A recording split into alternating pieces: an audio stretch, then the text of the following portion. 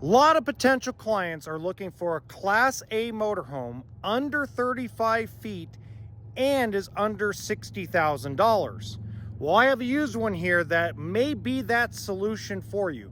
It is an amazing floor plan that I think you cannot miss out on. Let's check it out. Welcome to HBRV Lifestyle. They call me the Honey Badger because I give it to you straight and transparent about the RV business. This is a 2014 Thor Miramar 34.2 with 64,000 miles on it.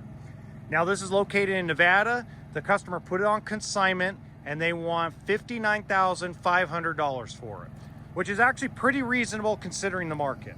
Now what I'm gonna do is I'm gonna show you all the cool outside storage. Remember, I do this raw and unedited, so there isn't a bunch of sound effects and jump cuts and things like that. So pretty good storage. In fact, let me get a little deeper in here. So now that's the spare tires. He actually left 2 of them, but look at all that underbelly storage. I mean, that's pretty good pass-through, so you could probably stack tables, chairs in there, probably remove the tires, probably find another spot for them, but good deep storage both sides, and then pass through right there. And then coming back, you can hear the loudness. That loudness is the 5,500 watt generator. I turned it on just to get the batteries charged. That is a tremendously big slide out. We call that a full wall slide in the industry. So this has a Ford motor on it, the V10, 64,000 miles, as I said before. This is the outside kitchen. Now, as usual, guys, when I talk to you about outside kitchens, this is a little bit bigger electric fridge, but again, electric. So you have to be plugged into your campsite. You have to have the generator running in order for this refrigerator to stay cold. So if you're going down the road, now in a motorhome, if you're going down the road and you start the generator, this will stay cold. But if you don't run the generator while you're driving, anything in there could spoil, especially if you're going for a long trip. Decent drawer space outside. This is actually pretty deep. And you got 2 of them. So again, nice area. They also got a little hidden storage back here with a light.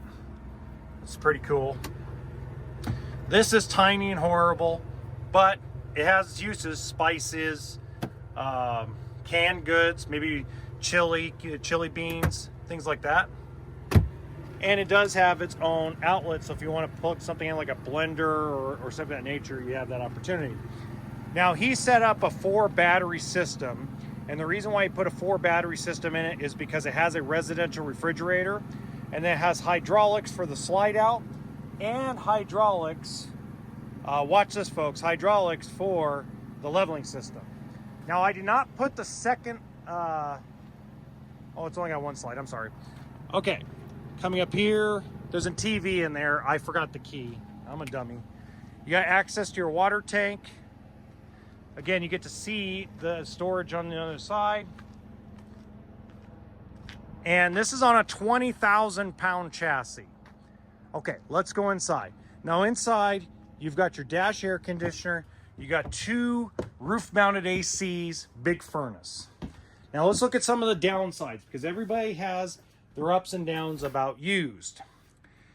When it's 10 plus years old like this is, you are going to see in probably 8 out of 10 motorhomes, especially ones that have been used properly, you're gonna see this unless they put seat covers on it. This back then, guys, back in 2012, 2013, 2014, this was very cheap material. And some of the motorhome companies still use this cheap material. But if there's nothing wrong with it, okay? There's nothing wrong with the actual seats, but they could probably use some reupholster, maybe a cover, things of that nature. But if you look, the reason why I know this is pretty much well taken care of is the dash is really clean. There's no cracks in the dashboard. There's no cracks in the electronics. It just looks like it's been taken care of, especially the cabinetry. Again, they used it. You could tell this has been well used in a good way, in a very positive way. Now, I'm not a fan of the cherry oak cabinet color. Never have been a fan, but a lot of people are. You know what? Let's close this door. I'm going to close this door because there's a lot of glare. Good Lord, is there a lot of glare. Okay. So let's go over the kitchen real quick. The kitchen's decent. He's left a lot of stuff in here for you guys. That's the electronic key to put the bunk bed down. He left a lot of dishes in here for everybody. So whoever owns it's going to get a lot of cool stuff. Satellite dish. It's a big Whirlpool microwave. 3 burner stove and oven. Residential refrigerator. I'm not going to open it. Well, I guess I could open it up. Do I have time? I have time. We're only at the 5-minute mark. By the way, if you enjoy these videos that I do, these longer, detailed walkthrough videos, please make sure you let YouTube know by hitting the like button and subscribing to the channel. This is the reason for the 4 battery system, was for this. It's even got an ice maker to it. It's pretty cool. All right, real quick. Boy, he left a lot of stuff in here for the next person. You pretty much got all the silverware you could possibly handle. Now, real quick, there is drawers. I just don't remember to open them. There's storage underneath the dinette. I just forget how to open it, sorry. Now you notice the dinette and the dinette and the chairs are worn, but the couch is in good shape. So they use the couch less than anything else. They use the dinette mostly. So probably had a lot of company like kids or grandkids. Good size cabinets above the couch. Flat screen TV.